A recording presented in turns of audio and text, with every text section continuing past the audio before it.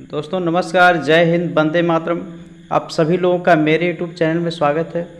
आज मैं आप लोग के लिए UP TGT PGT and LT grade के लिए कुछ महत्वपूर्ण प्रैक्टिस सेट को लेकर आया हूं और इसमें आपके पूछे हुए प्रश्नों को लिया गया है। ये आपका प्रैक्टिस सेट होगा, तो आप सभी लोग ईमानदारी के साथ इस वीडियो को देखिएगा। स्टार्ट करते हैं हम आज के सेशन को। पहला प्रश्न लेते हैं। लघु चित्रकला भारत के किस हिस्से में विकसित हुई थी? कहाँ पे विकसित हुई थी? भारत के किस पार्ट में विकसित हुई थी? हमको स्थान का नाम बताना है। उत्तर ए उत्तर, बी उत्तर पश्चिम, सी पूर्वी, डी उत्तर पूर्व में। तो ये आपके 4 ऑप्शंस हैं। जो ऑप्शन सही होगा आपको उसी ऑप्शन पर टिक करना है। ऑप्शन आपका हो जाएगा थर्ड, पूरब में विकसित हुई थी। लघु चित्रकला भारत के पूरब में विकसित हुई थी। तो आप का इसके लिए सी राइट आंसर हो जाएगा पहले का।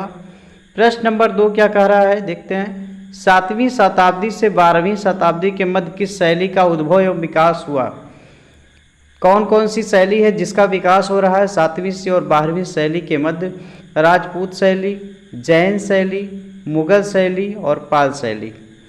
तो कौन सी शैलियां हैं जिनका विकास हो रहा है? 7वीं से 12वीं शताब्दी के मध्य में पाल शैली का डेवलपमेंट हो रहा है, पाल शैली का विकास हुआ है। तो आपको इसको पढ़ लेना है। पाल शैली का 7वीं से 12वीं शताब्दी के मध्य में विकास हो रहा है। भारत में लघु चित्रों के जनक के रूप में किसे माना जाता है? यह आपका इम्पॉर्टेंट क्वेश्चन होगा क्योंकि ये आपका टीजीटी 2021 परीक्षा में पूछा गया है। आपका 2022 चल रहा है, तो आपको ये क्वेश्चन, इस टाइप के क्वेश्चन पूछे जा सकते हैं आपसे। तो लघु चित्रों के जनक के रूप में पूछा जाता है राजपूत, मुगल, जैन और पाल। किसको पूछा जा रहा है? तो ये राइट आंसर इसका हो जाएगा पाल। जो भारत में लघु चित्रों के जनक के रूप में जाना जाता है, इसको पाल को जाना जाता है, पाल वंश को जाना जाता है। भारत में लघु चित्रों की शुरुआत किसने की थी? ऑप्शन हम लेते हैं आपके लिए। ए राजपूत, बी मुगल शैली, सी पाल शैली, डी मौर्य शैली। तो लघु चित्रों की शुरुआत पाल शैली के द्वारा की गई है।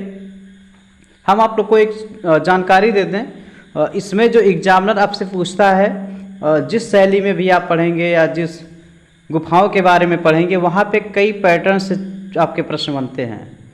कहाँ बने थे, किस जगह हुए थे, कहाँ से शुरुआत हुई थी, इस टाइप के प्रश्न आपके टीजीटी और पीजीटी में पूछे जाते हैं। तो आपको पैटर्न पता होना चाहिए, इससे आपको प्रश्न के उत्तर देने में आसानी होगी।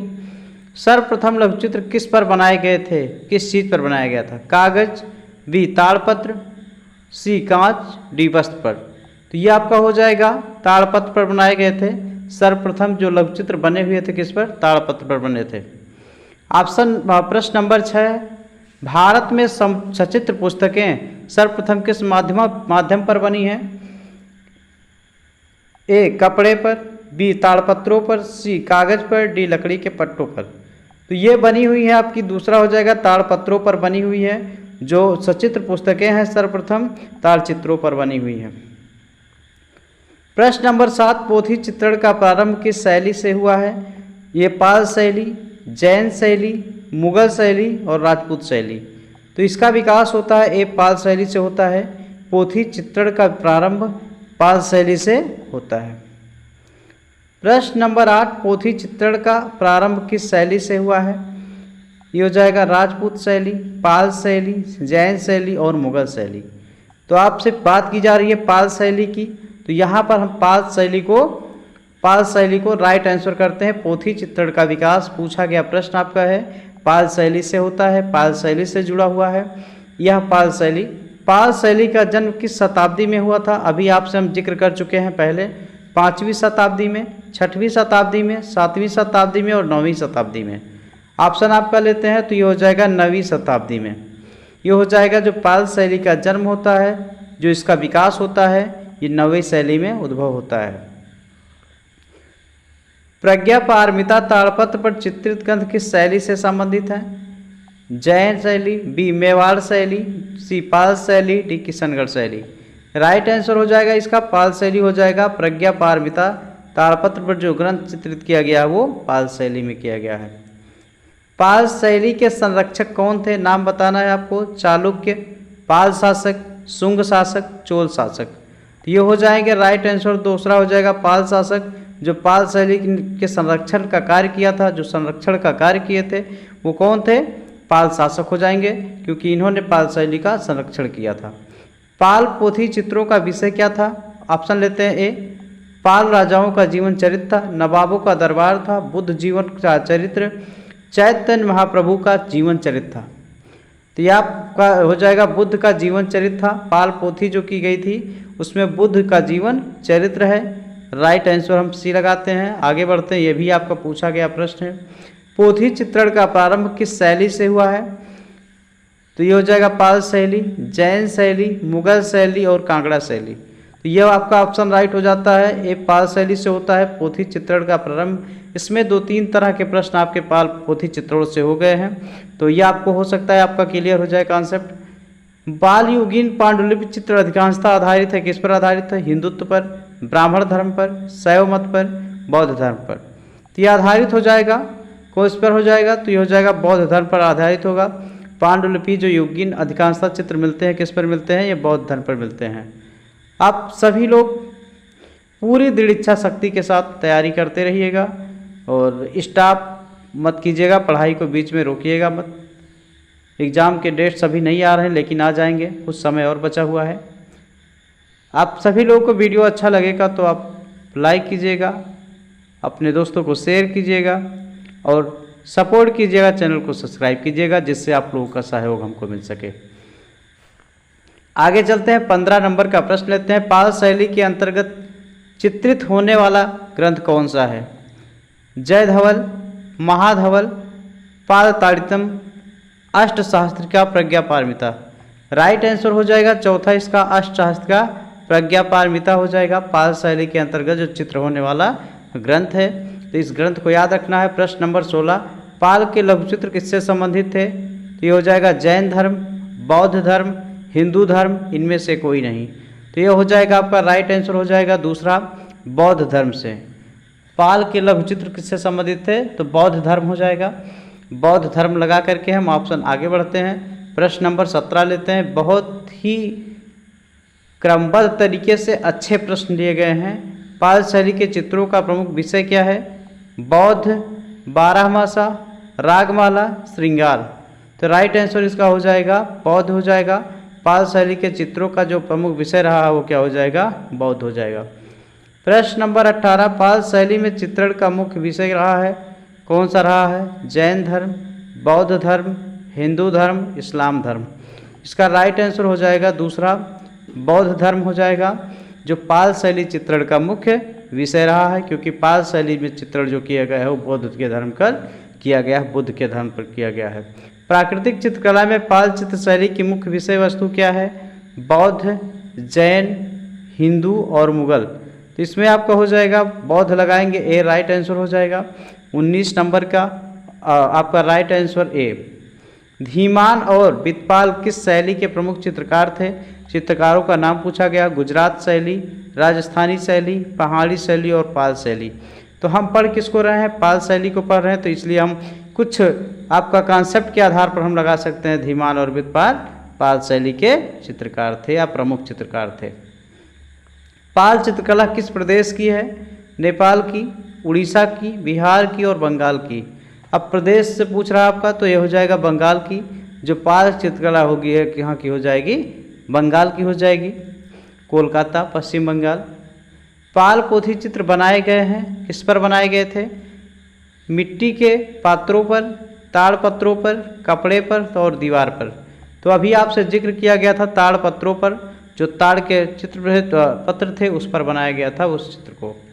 ताड़पत्रीय चित्रित ग्रंथों में पृष्ठ संख्या किस हाथ पर तरफ लिखी जाती थी, किस हाथ की तरफ लिखी जाती थी, इसको देखना है। सीधे हाथ पर, बाएं हाथ पर, ऊपर की तरफ, नीचे की तरफ। ये हो जाएगा राइट आंसर एक हो जाएगा, सीधे हाथ पर लिखी जाती थी ताड़पत्रीय चित्रित ग्रंथों में पृष्ठ संख्या। आरंभिक ग्रंथ किस चित्र पर बने हैं, जो प्रारंभ में ग्रंथ लिखे गए थे किस पर बने हैं, ताड़पत्र पर, कागज पर, चर्म पर, वस्त्र पर। तो ये हो जाएगा ताड़पत्र आपका राइट आंसर हो जाएगा। इसको लगाइएगा आप लोग। कुछ जो पॉइंट आपके हैं टीजीटी और पीजीटी के, ये आसान टॉपिक है, आपको 1-2 बार 3 बार आप पढ़ लेंगे या 2-3 बार आप वीडियो देख लेंगे तो ये आपका क्लियर हो जाएगा। यहाँ ज़्यादा समय देने की आवश्यकता नहीं है। कुछ शैलियाँ ऐसी हैं जिसमें सस्पेंसिव है और कठिन भी है, तो उन शैलियों को आप कई बार पढ़ लीजिएगा, जिससे आपके जो कॉन्सेप्ट हैं वो क्लियर हो जाए और आपको आंसर जानने में भी आसानी हो जाए। तो जो आसान शैली है उस पर कम समय दीजिएगा, जो थोड़ी कठिन शैलियाँ हैं उन पर ज़्यादा समय देने की आवश्यकता है। पोथी चित्रों का निर्माण किस राजवंश ने कराया था? पाल, गुप्त, जैन और हिंदू। राइट आंसर क्या हो जाएगा इसमें? तो हो जाएगा पाल हो जाएगा। पोथी चित्रों का निर्माण किस राजवंश ने कराया था। प्रश्न नंबर 36 है, भारतीय लोक चित्रों की परंपरा किस काल से आरंभ हुई है? तो ये हो जाएगा प्राचीन काल से, आधुनिक काल से, पूर्व मध्यकाल, प्राकृत से, प्रागैतिहासिक काल से। इसका राइट आंसर हो जाएगा 3, पूर्व मध्यकाल या प्राकृतिक से मानी जाती है भारतीय लोक चित्रों की परंपरा। ये आपका थोड़ा इम्पॉर्टेंट प्रश्न होगा, इसको आप कर लीजिएगा स्टार में। भारतीय लोक चित्रों की परंपरा किस काल से आरंभ हुई मानी जाती है? तो सी राइट आंसर हो जाएगा। प्रश्न नंबर 27 का रहा है, पाल शैली के चित्र होते थे कहाँ पर? पोथियों पर, दीवारों पर, कैनवास पर और बोर्ड पर। तो हम ऑप्शन ले लेंगे। पोथियों में जो पाल शैली के चित्र होते थे वो पोथियों पर आपको मिलेंगे। बने थे ताड़पत्रों पर, तो पोथी के रूप में होता है। पाल शैली के चित्र मुख्यतः किस धरातल पर बने होते थे? कौन सा धरातल था हम बताते हैं, आपको जिक्र करते हैं। कागज का धरातल था, कपड़े का धरातल था, ताड़पत्र था कि भित्ति चित्र था? तो इसमें आपका ताड़पत्र आ जाएगा, सी राइट आंसर। हम लगा करके आगे बढ़ते हैं। जो पाल शैली के मुख्यतः चित्र बने होते थे किस पर? ताड़पत्र पर बने होते थे। तो आपसे प्रश्न कई तरीके से पूछे जा सकते हैं। आपको पता होना चाहिए कि कहाँ से किस तरह से प्रश्न बनते हैं, ये चीज़ पता होना चाहिए। पाल शैली के चित्र किस तल पर बने हैं? तो आपको फिर वही प्रश्न, थोड़ा पैटर्न चेंज किया है।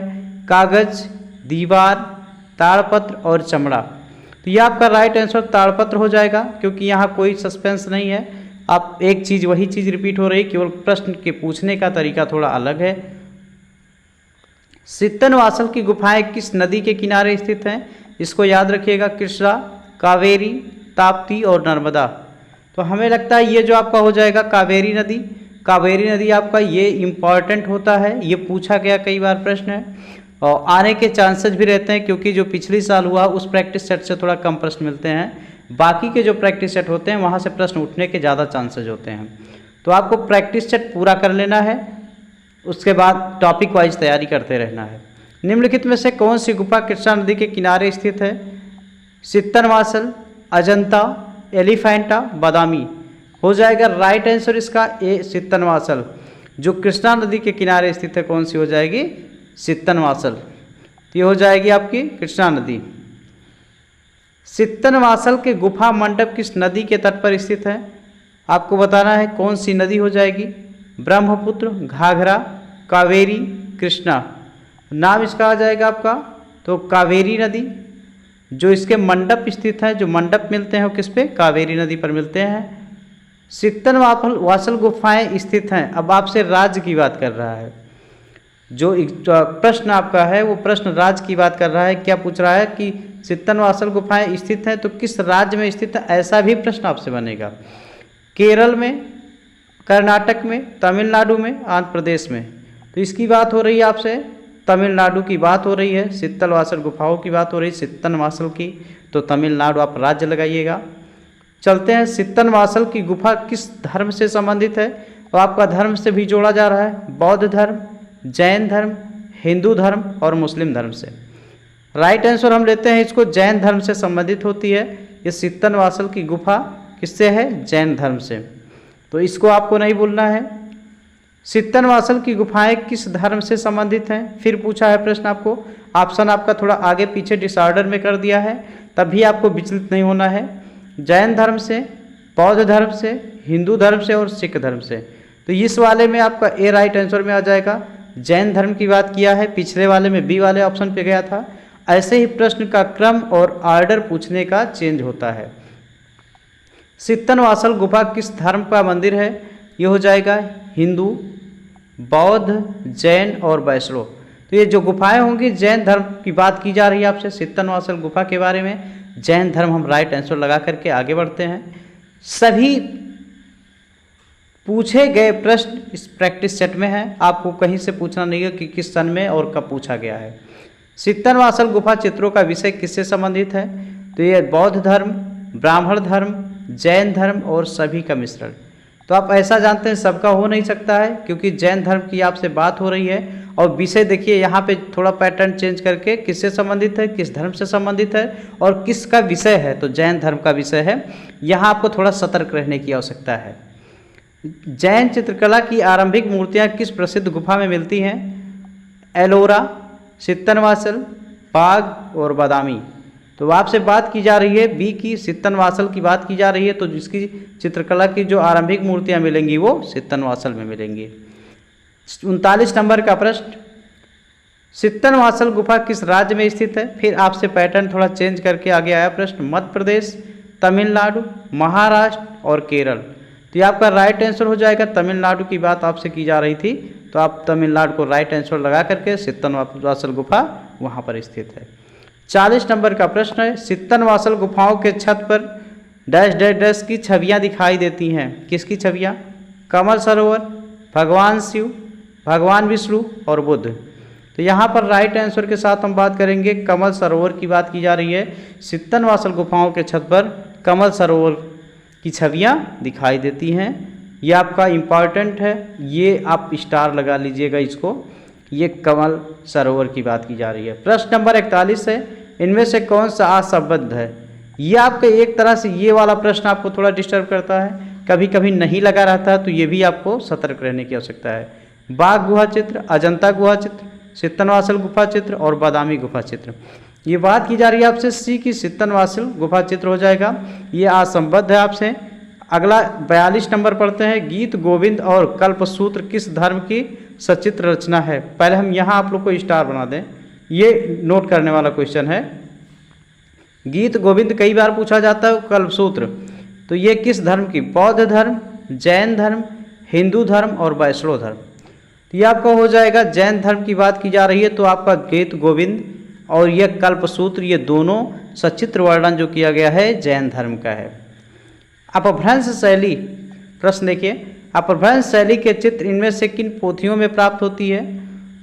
तो आप गीत गोविंद, नाट्यशास्त्र, षडंग, चित्रसूत बात की जा रही है इसमें। गीत गोविंद में अपभ्रंश शैली, अपभ्रंश शैली के चित्र गीत गोविंद में चित्रित हैं या प्राप्त होते हैं इस प्रकार की पोथियों में।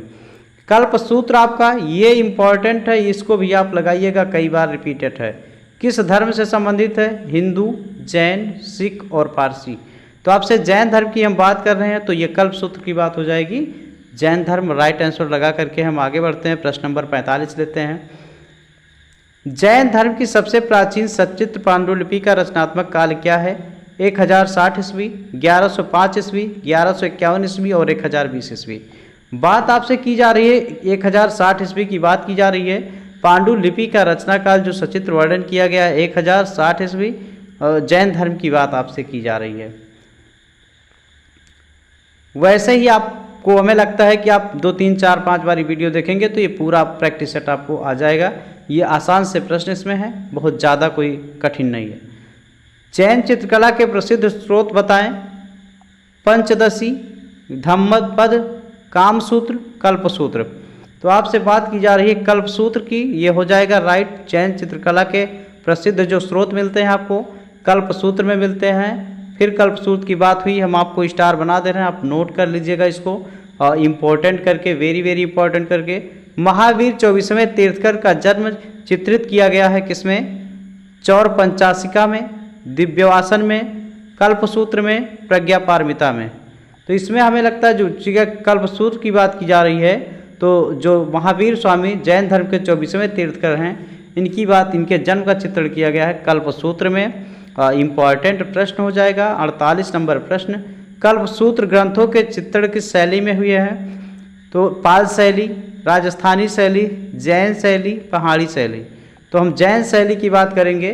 कल्पसूत्र की बात की जा रही है तो जैन शैली हो जाएगा।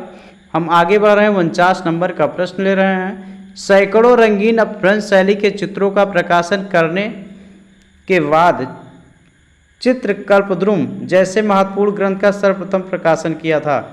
श्री भोगलाल जी, सेठ आनंद जी कल्याण जी, मुनिदया विजयी, श्री साराभाई मणिकलाल। तो इसका राइट आंसर 4 हो जाएगा, श्री साराभाई मणिकलाल ने ये किया था। अपभ्रंश रंगीन अपभ्रंश शैली के चित्रों का प्रकाशन करने के बाद किया था। और 50 नंबर का प्रश्न है, कल्पसूत्र की सबसे उत्तम प्रति कहाँ की है? अयोध्या, जौनपुर, गुजरात, इनमें से सभी। तो राइट आंसर आपका हो जाएगा दूसरा, जौनपुर हो जाएगा। यहाँ की बात की जा रही है, जो कल्पसूत्र में सबसे उत्तम प्रकृति है, यह कहाँ की है? जौनपुर की है। तो ये आपके बेहद इम्पॉर्टेंट, ये आप लिख लीजिएगा, स्टार कर लीजिएगा इसको भी, इस प्रश्न को भी। तो आपके ये इस प्रैक्टिस सेट में आपके 50 प्रश्न थे जो आपको बहुत अच्छे से सॉल्व करवाए गए हैं। आप सभी लोग इस वीडियो को कई बार देखिएगा, जिससे आपका ये शैली एकदम क्लियर हो जाए, कंप्लीट हो जाए। और आपको वीडियो अच्छा लगता है तो आप लाइक कीजिएगा, शेयर कीजिएगा अपने दोस्तों को, और आपको अच्छा लगता है तो आप चैनल सब्सक्राइब कीजिएगा। धन्यवाद।